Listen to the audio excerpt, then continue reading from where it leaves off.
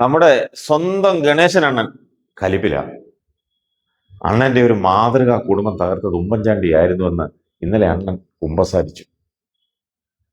അത് കേട്ടപ്പോൾ എന്റെ രോമം വരെ എഴുന്നേറ്റ് നിന്ന് പ്രതിഷേധിച്ചു. അണ്ണ ഇത് നേരത്തെ പറഞ്ഞുകൂടായിരുന്നു. അണ്ണൻ ഇത് ഇത്രയും നാൾ മനസ്സിൽ വെച്ചോണ്ടായിരുന്നോ നടന്നത്? CBI എന്നോട് ചോദിച്ച ചോദ്യത്തിന് ഞാൻ കൊടുത്ത മൊഴി ആർക്കാണെങ്കിലും പരിശോധിക്കാം. ഉമ്മൻചാണ്ടി ഇത്തരത്തിലുള്ള ഒരു പ്രവൃത്തി ചെയ്യുന്ന ആളല്ല എന്ന് എൻ്റെ അച്ഛൻ എന്നോട് പറഞ്ഞു മരിക്കുന്നതിന് മുമ്പ്.